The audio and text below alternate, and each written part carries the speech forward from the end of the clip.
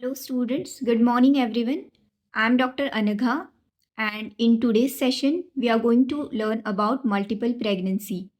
It's an important clinical topic as it comes under high risk pregnancy. So multiple pregnancy means it can be a twin pregnancy, can be triplets, quadruplets, quintuplets and so on. But the most common type of multiple pregnancy is of course a twin pregnancy. So in today's session we are mainly discussing about twins. So let us start. Let's begin with the types of twins. First one is dizygotic twin. Look at this first image. When two different ovums are getting fertilized by two different sperms and as a result there is formation of two different zygotes. So basically two completely separated individuals are going to grow inside the same uterus. So that is your dizygotic twin. Another type is monozygotic. When a single ovum is getting fertilized by a single sperm and a single zygote will be formed which will further divide and form twins. Alright. So what does zygosity refers to?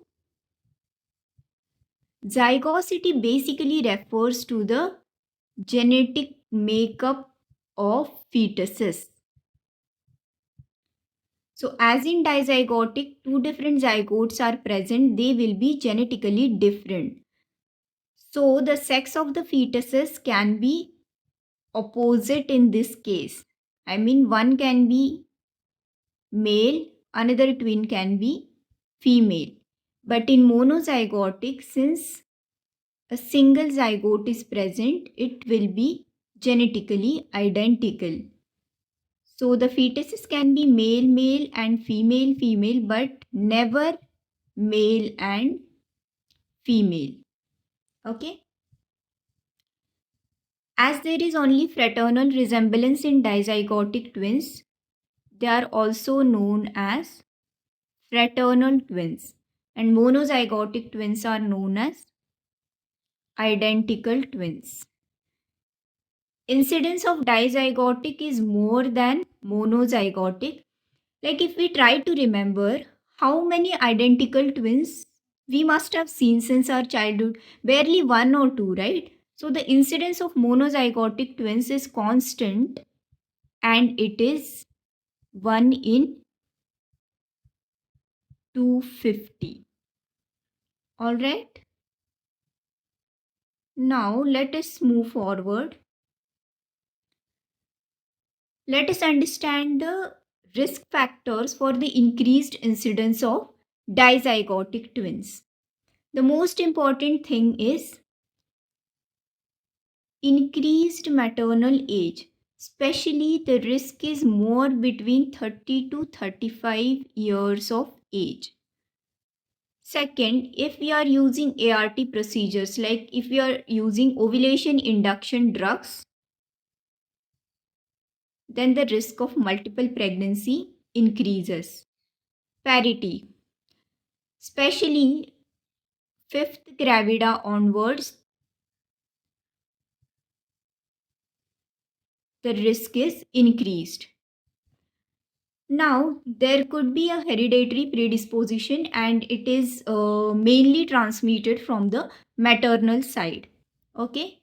Now, the race, it is predominantly seen in African countries and it is least seen in Eastern countries. Okay. So, these are some risk factors. Now, moving forward, let us understand the chorionicity. So, zygosity was referring to the genetic makeup of the fetuses. Chorionicity refers to placentation. Alright. So, let us understand the chorionicity of dizygotic twin first. As we have seen in dizygotic, two different zygotes were present. So these zygotes will grow differently. I mean, they will grow separately. They will have their own chorions and their own amnions.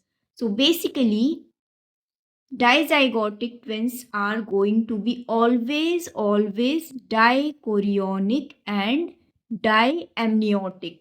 Look at this first image.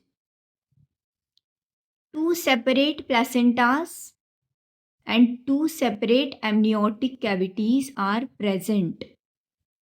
So, dizygotic twins are dichorionic and diamniotic.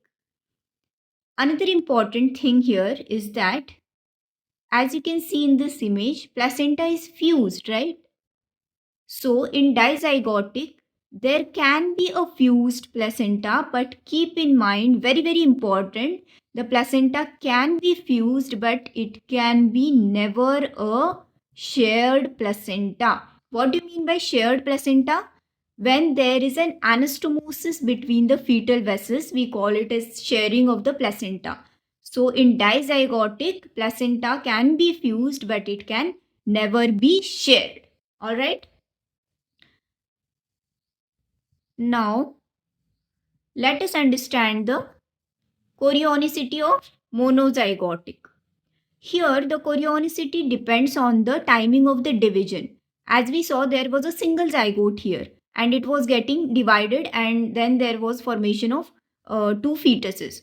So here, chorionicity will depend on the timing of the division.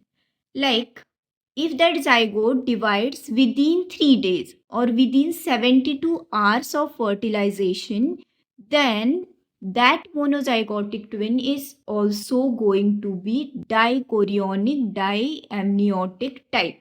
Why? Why is it so? Because after fertilization, during 1 or 3 days or within 3 days, there is only a formation of morula, right? What is morula? Morula is a 16-celled stage. So there is no outer cell mass and inner cell mass in morula. In that case, if the division occurs at the level of morula, there will always be formation of two separate placentas and two separate amniotic cavities. So the twins will be of dichorionic diamniotic type. Now, if the division occurs between day 4 to 8, as we know, around day 5 there is formation of blastocyst. Blastocyst means there is formation of outer cell mass and inner cell mass. This outer cell mass is what we call as trophoblast, and this trophoblast is going to be your future placenta, right? So the precursor of placenta is already developed, and as it is already developed, there will be a formation of a single placenta, and that is why the type of twin will be monochorionic diamniotic. Amniotic cavities will be different, but placenta will be shared. Okay. Now, if the division occurs on day 8 to between day 8 to 13, around that time the blastocyst will already be implanted into the endometrium of the uterus, as implantation takes place around day 6 to 10. So the implantation has already occurred and amniotic cavity is also developed.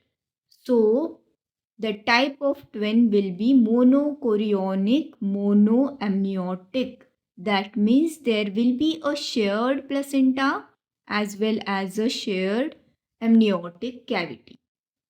Now, if the division occurs after day 13, then there will be monochorionic monoamniotic with conjoined twins. What do you mean by conjoined? The twins are fused here, as you can see in the image. Why? Because around day 13 there is also a formation of embryonic disc, right? So the twins will be conjoined. They are also known as Siamese twins as they were first found there. Now, the most common type of conjoined twin is thoracophagus. If there is cephalic fusion, it is known as craniophagus.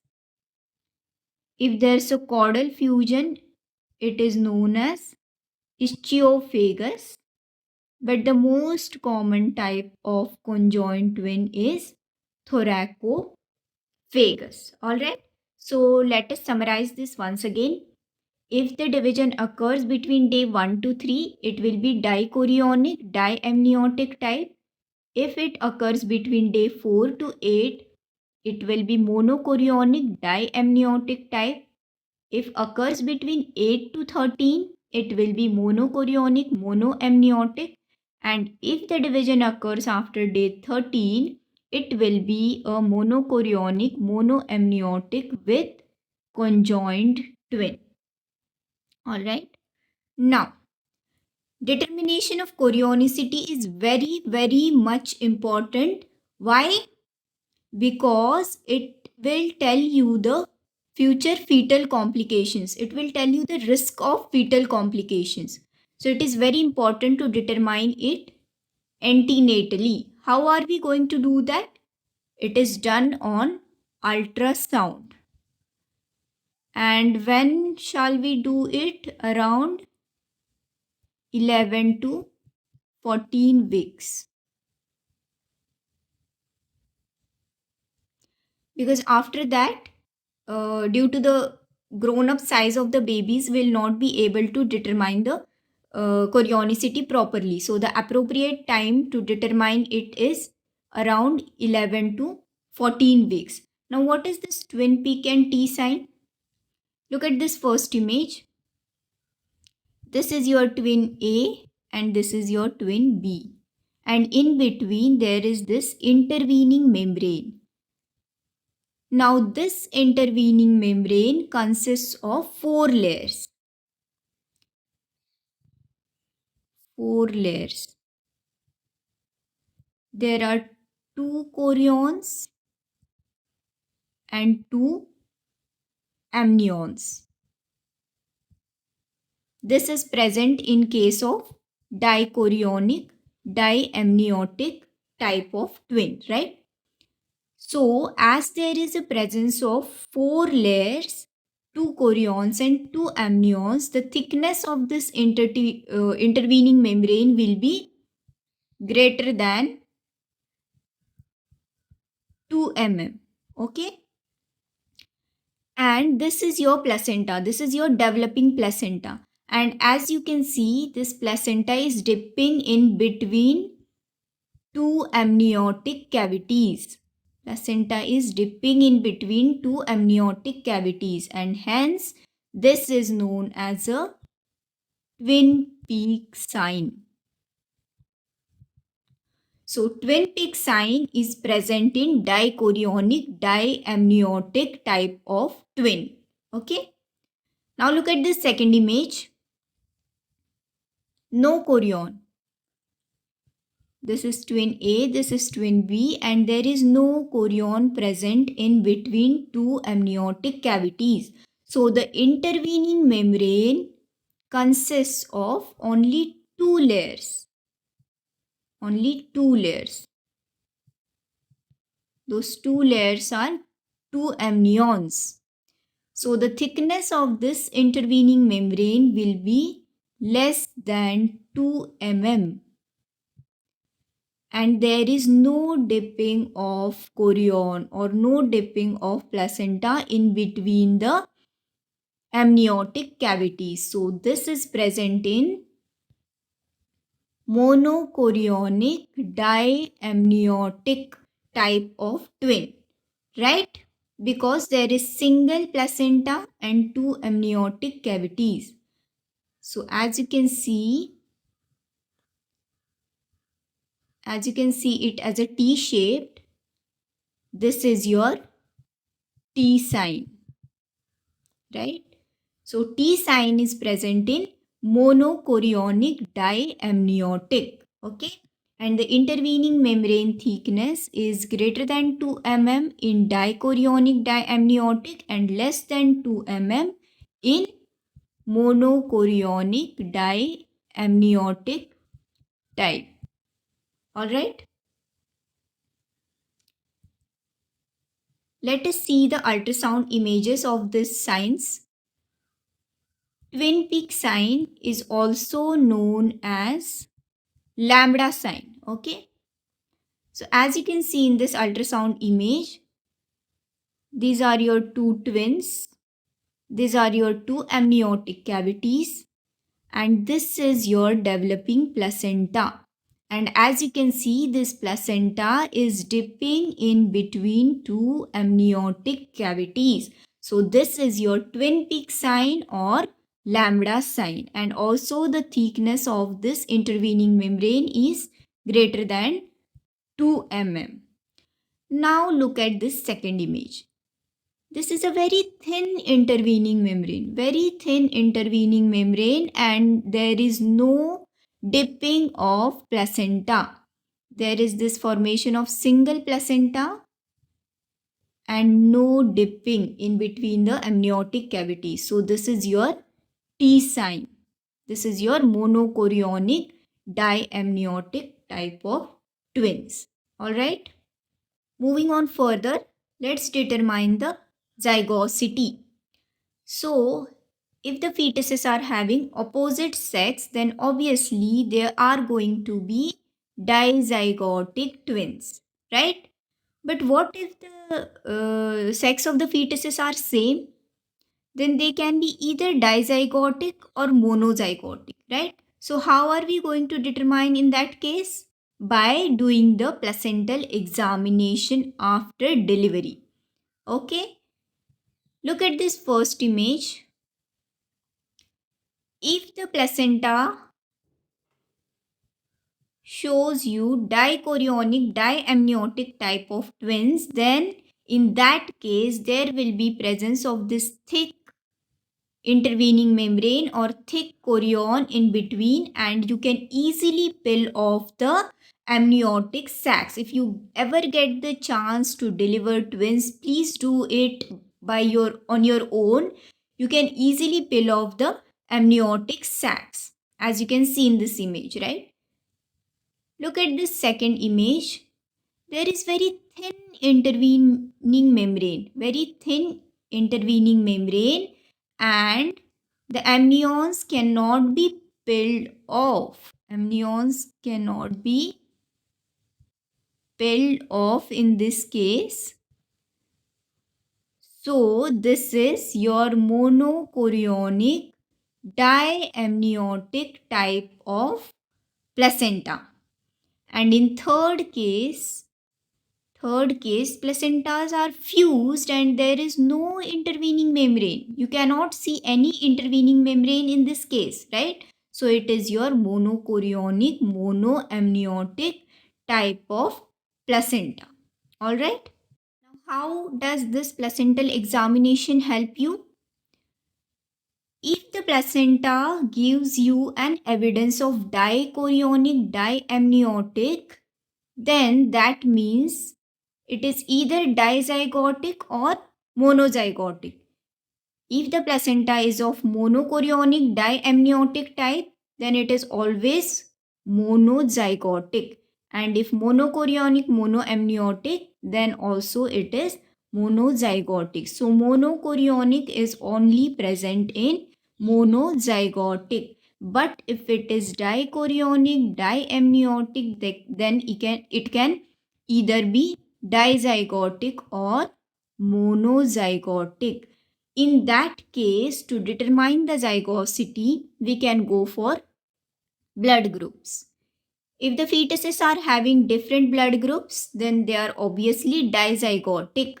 But coincidentally, if they are having similar blood groups, then the final confirmation of zygosity will be done only by DNA fingerprinting, right? but clinically we don't go for it because it is costly and it is not done routinely, right? For us, the more important thing is to determine the chorionicity rather than to determine the zygosity. But keep in mind, the final confirmation of zygosity will always be done by DNA fingerprinting. All right. Now, before we end the session, let us have some case studies. So, first case, a 28-year-old woman delivers twins. Placental examination shows single placenta, two amniotic sacs, thin intertwined membrane. So, these twins are most likely A. Dizygotic, monozygotic, could be either, or conjoined. Now, there's a single placenta. Single placenta means monochorionic. Two amniotic sacs means diamniotic, and thin intertwined membrane. So monochorionic diamniotic cannot be present in dizygotic, as dizygotics are always dichorionic and diamniotic. So this option is gone. Monozygotic. So monochorionic and diamniotic. As there is a monochorionic, it is always going to be a monozygotic. So the correct answer is monozygotic, and it cannot be a conjoined twin because conjoined twin is monochorionic and monoamniotic. But here two amniotic sacs are present. So the correct answer is monozygotic. Next case, twin babies are born of opposite sex. These twins are, since there is an opposite sex, they are always going to be dizygotic. Okay.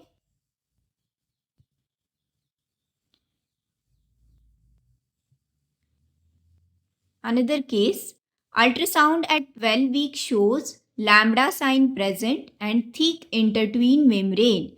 Thick intertwined membrane with greater than 2 mm thickness. So lambda sign or twin peak sign and thick intertwined membrane is seen in dichorionic, diamniotic type of twins. So the correct answer is option C, dichorionic, diamniotic. Okay. So that's it for today. Thank you so much, everyone. Up with complications, maternal as well as fetal complications, and along with its management. Okay. Thank you.